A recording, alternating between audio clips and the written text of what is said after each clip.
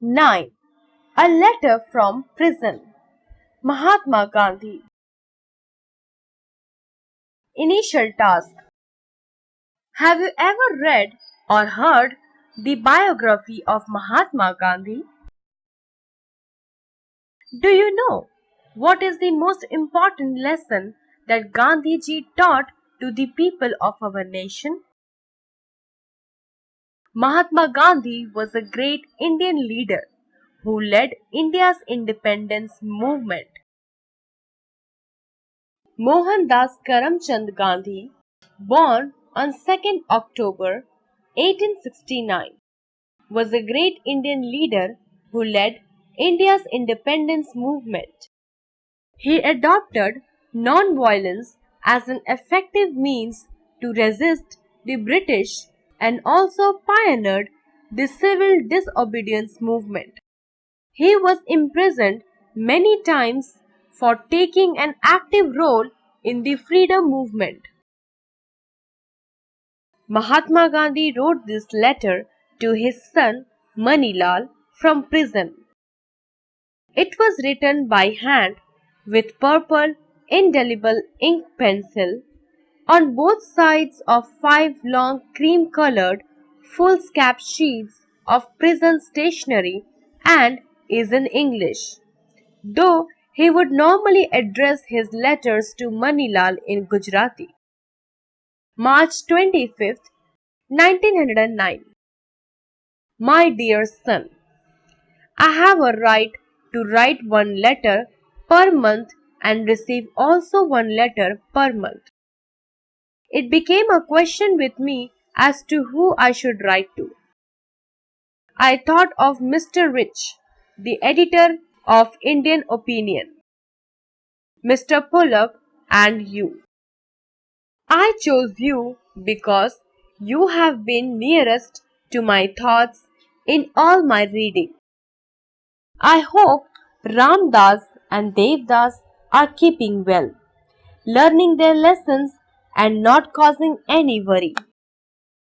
Has Ram Das got rid of his cough? And now about yourself. How are you?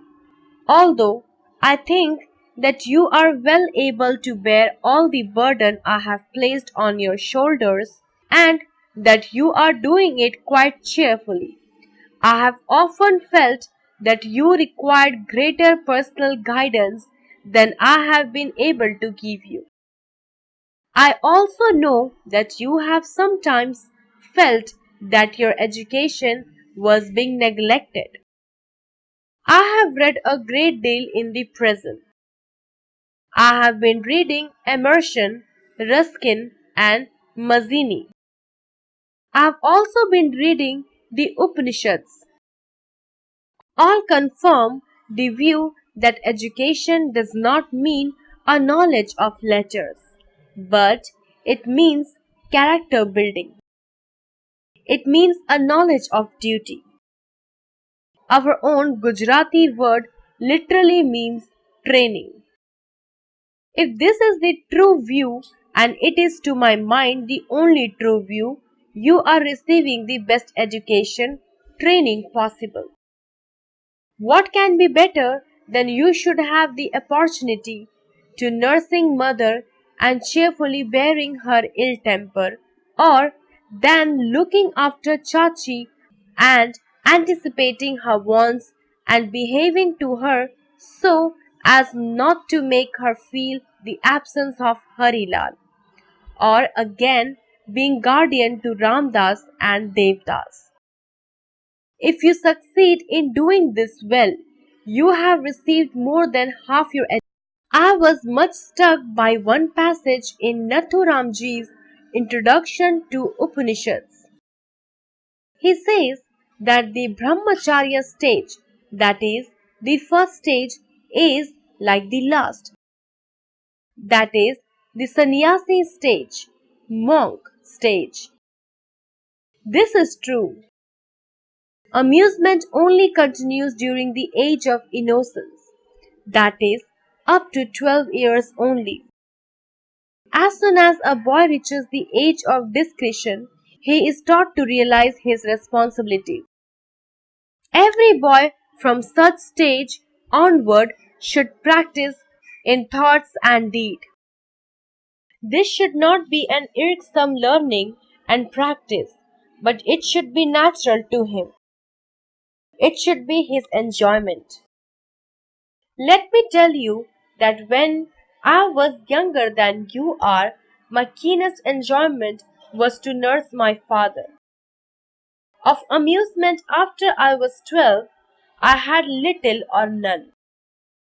If you practice the three virtues, if they become part of your life, so far as I am concerned, you will have completed your education training.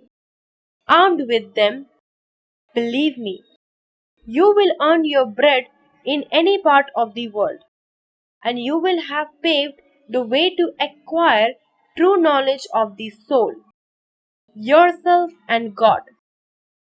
This does not mean that you should not receive instruction in letters, that you should and you are doing. But it is a thing over which you need no fret yourself. You have plenty of time for, and after all you are, to receive such instruction in order that your training may be of use to others. Remember, please, that henceforth are lots of poverty. The more I think of it is the more I felt that it is more blessed to be poor than to be rich. The uses of poverty are far sweeter than those of riches. And now again yourself.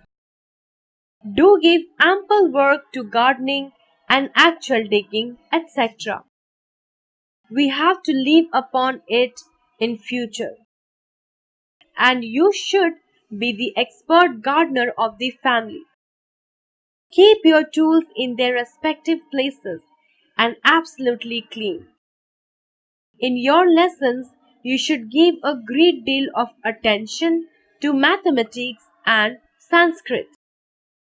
The latter is absolutely necessary for you. Both these studies are difficult in afterlife.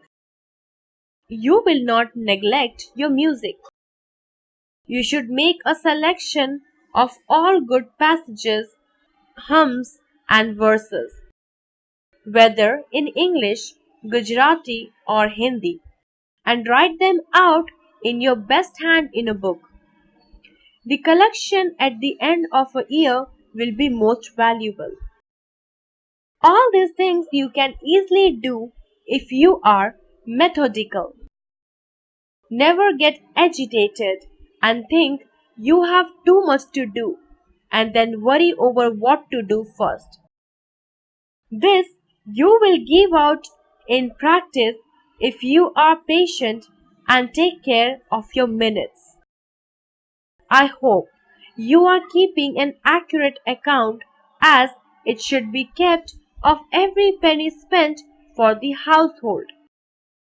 And now I close with love to all and kisses to Ramdas, Devidas, and Rami. From Father. Vocabulary: burden, load,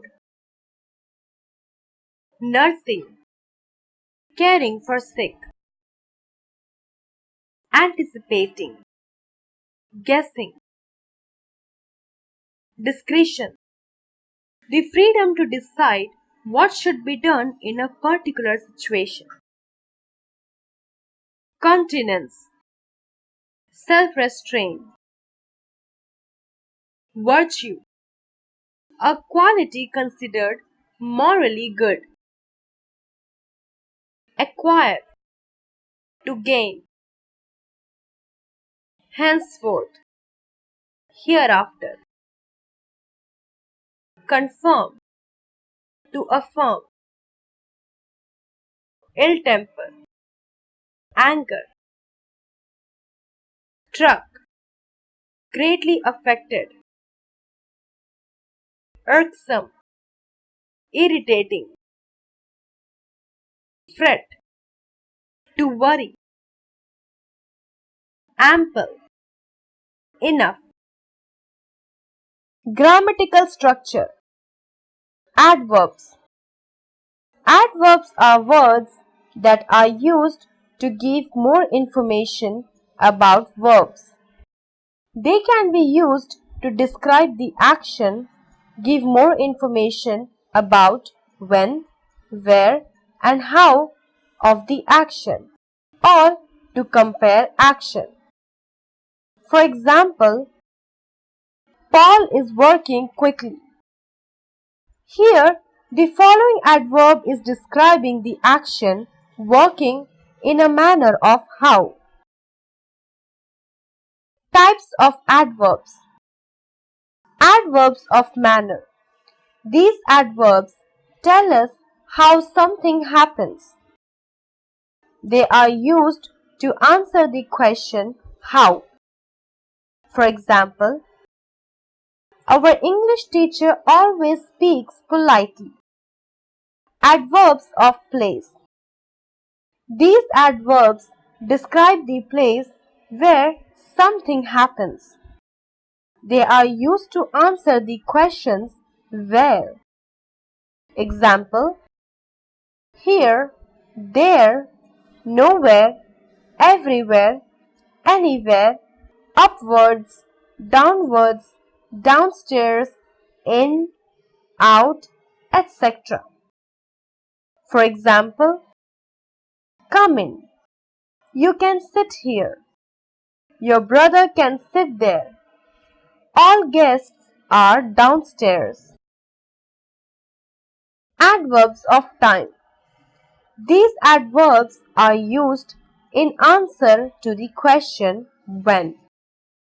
Example: next, already, later, last, yesterday, today, tomorrow, early, recently, now, then, soon, never, before, etc.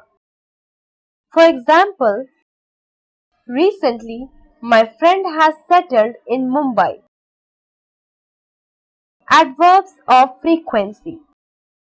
These adverbs tell how frequently an action takes place.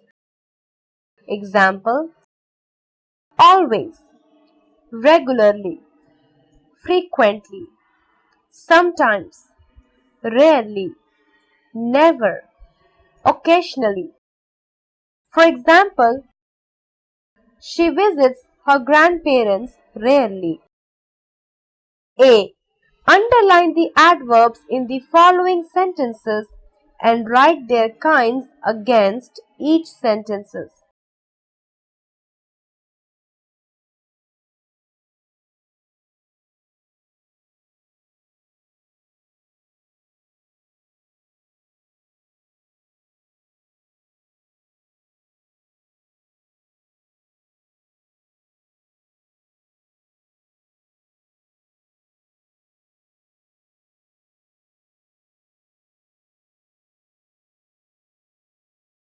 B. Fill in the blanks with appropriate adverbs from the box.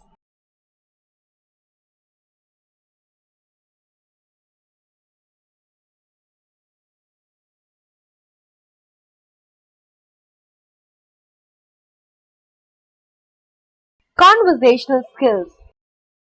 Read the following conversations and enact it with your partner in the class. Samriddhi: Tina: is tomorrow a national holiday? Yes, it is 2nd October. We are celebrating Gandhi Jayanti tomorrow. Oh, let us go and watch his movie. Yes, we will. But do you know why Gandhi Jayanti is celebrated? Sure, it is Mahatma Gandhi's birth anniversary. What a great leader he was. I don't know much about him. I'll surely know from his film Gandhi. Let's listen. Listen to the passage read by your teacher carefully and answer the questions orally. Mahatma Gandhi had set up an ashram at Phoenix in South Africa, where he started a school for children. He had his own ideas about how children should be educated. He disliked the examination system and wanted to teach the students true knowledge that would improve both their minds and hearts. He judged students in his own way. Whenever students were asked a question, Gandhiji often praised the boy with low marks and he scolded the one who scored high marks. The children felt confused. Once questioned about this strange practice, Gandhiji replied, "I'm not trying to show that Shyam is cleverer than Ram. So I don't give marks on that basis." He further explained that when a clever student scores high marks, he thinks no end of himself and he is very likely to grow dull. He may stop working hard. The boy who does his best is praised by me. Gandhiji kept a close watch on the boys who did well in studies.